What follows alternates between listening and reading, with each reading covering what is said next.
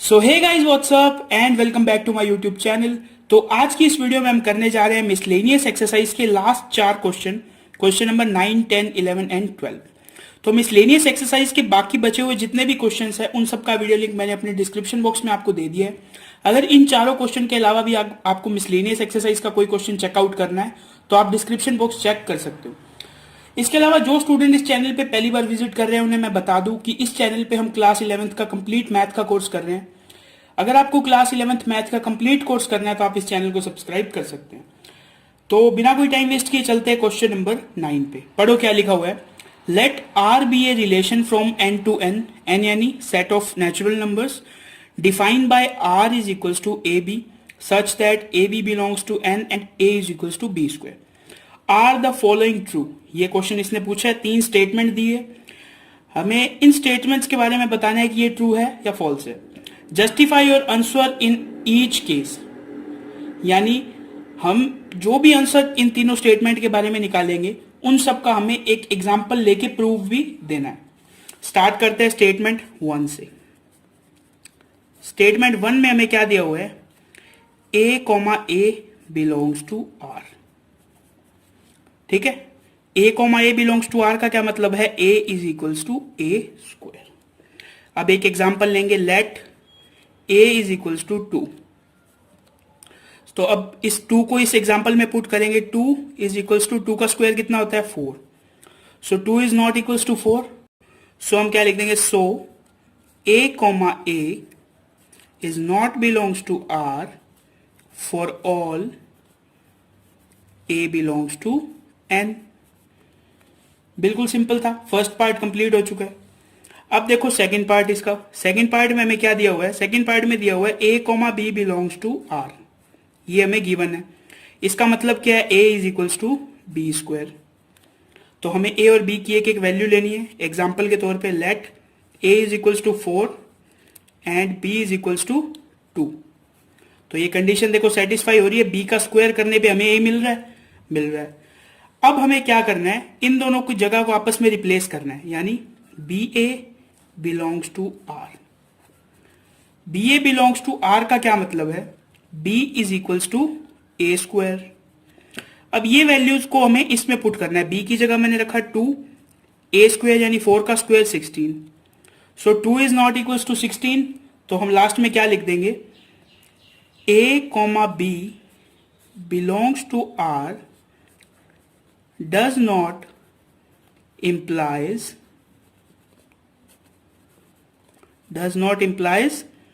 b comma a belongs to r। क्या मतलब है इसका कि a comma b does not implies b comma a belongs to r। मतलब अगर a comma b r के अंदर है तो इसका मतलब ये नहीं है कि b comma a भी r के अंदर होगा। ठीक है, अब हम चलते हैं क्वेश्चन नंबर 3 की तरफ। क्वेश्चन 3 में देखो हमें क्या गिवन है। क्वेश्चन 3 में हमें ये गिवन है a comma b belongs to are, और साथ में एक और कंडीशन गिवन है b comma c belongs to r. इस a comma b belongs to are का क्या मतलब है, a is equals to b square, and b comma c belongs to are का क्या मतलब है, b is equals to c square. तो अब हमें a b एंड c के एग्जांपल्स लेने। a को मैं ले लेता हूं 16, b को मैं ले लेता हूं 4 एंड c को मैं ले लेता हूं 2।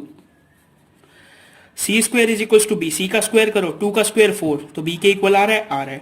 B square is equals to a, b का स्क्वायर करो, 4 का स्क्वायर कितना होता है 16, यानी ए के इक्वल आ रहा है।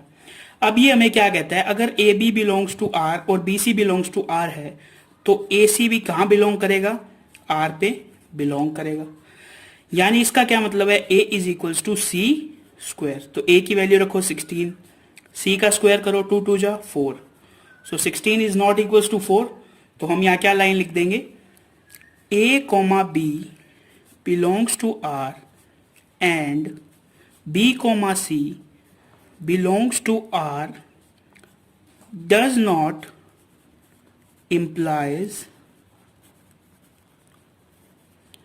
a comma c belongs to r. इसके नीचे हमें ये लाइन लिख देनी है।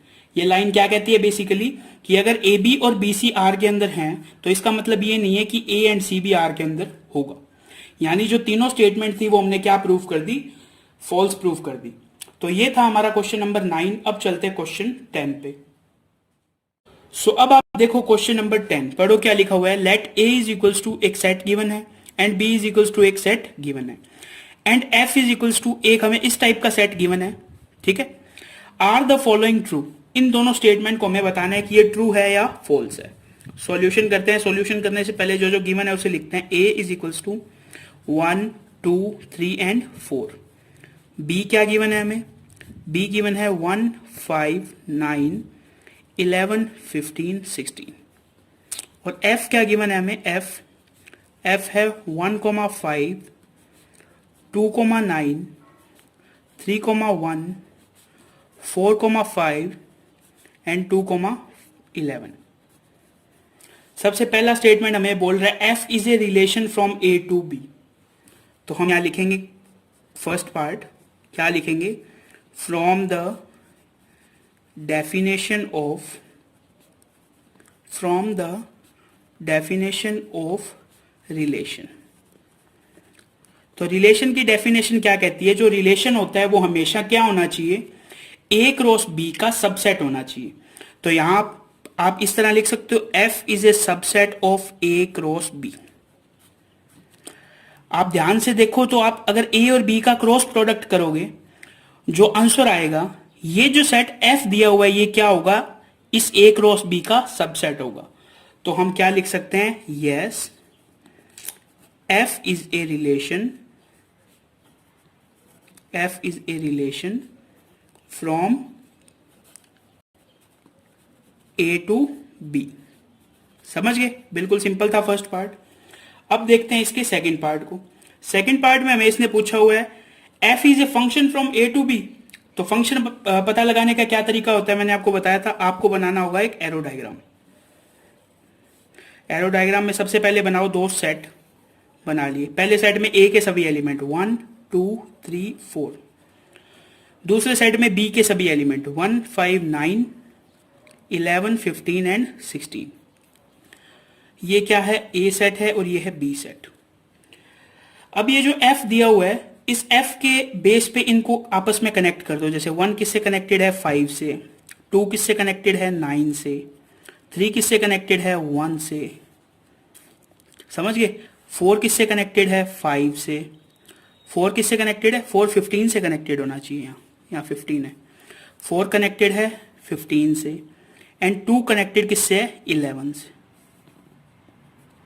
तो यहां देखो 2 किससे कनेक्टेड हो गया, 2 9 से भी कनेक्टेड है और 2 किससे कनेक्टेड है 11 से भी कनेक्टेड है।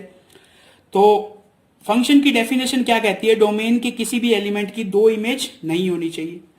लेकिन यहां तो एक डोमेन में एक ऐसा एलिमेंट है जिसकी 2 इमेज है। क्या क्या इमेज है, 9 एंड 11। सो हम क्या लिख देंगे, no f is not a function, f is not a function because, reason क्या लिख देंगे, वन एलिमेंट ऑफ डोमेन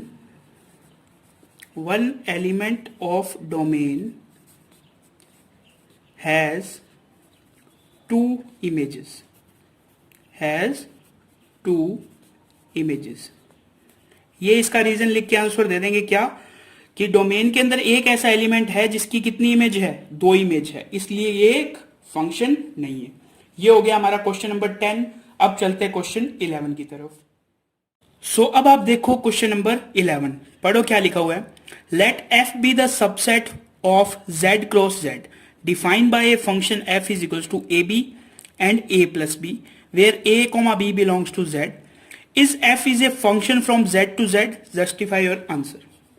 बिल्कुल सिंपल क्वेश्चन है, दिखने में थोड़ा ट्रिकी लग रहा है। सबसे पहले हम लिखेंगे f हमें क्या दिया हुआ है, ab a plus b, a comma b belongs to z। z आपको पता है क्या होता है, z होता है set of integers, set of integer. अब देखो ये मैं इसको इस तरह लिख सकता हूं, x is equals to a b and y is equals to a plus B.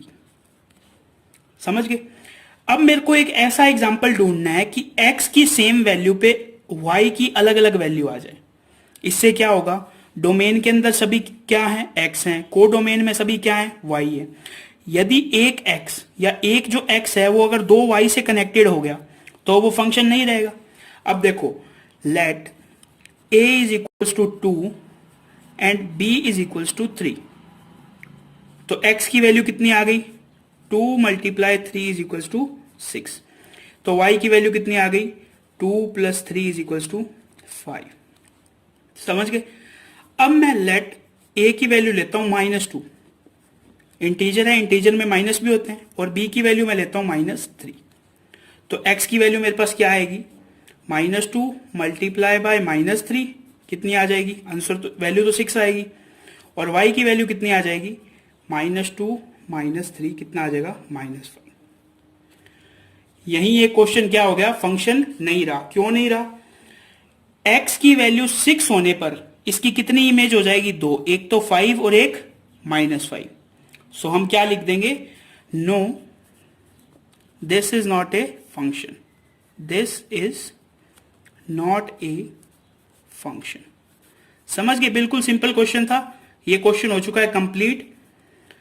क्या करना था हमें, x is equals to a b लिखना था, y is equals to a plus b लिखना था। फिर दो ऐसे एग्जाम्पल लेने थे जिसमें x की वैल्यू सेम आए और y की वैल्यू क्या आ जाए, डिफरेंट आ जाए। तो हमने 2 3 एंड -2 एंड -3 वैल्यू ली, देखा y की वैल्यू डिफरेंट आ रही है, क्या लिख दिया, no this is not a function. कोई पूछ ले क्यों नहीं है, क्योंकि डोमेन की एक वैल्यू पर को डोमेन की दो वैल्यूज आ रही हैं, इसलिए ये एक फंक्शन नहीं है। ये हो गया हमारा क्वेश्चन नंबर 11। अब चलते क्वेश्चन 12 की तरफ। सो अब आप देखो क्वेश्चन नंबर 12, पढ़ो क्या लिखा हुआ है। क्वेश्चन नंबर 12 में दिया हुआ है, let a is equals to 9 10 11 12 and 13, let f is from a to n। a to n का मतलब है set of a to n, n यानी set of natural numbers, be defined by fn is equals to the highest prime factor of n, find the range of f। बिल्कुल simple question है, देखो किस तरह करेंगे। सबसे पहले लिख लो आप सेट a, क्या है, 9 10 11 12 एंड 13। इन सभी एलिमेंट्स को इसने माना हुआ है n, n यानी n की वैल्यू कितनी है, n की वैल्यू है 9 10 11 12 एंड 13। समझ गए।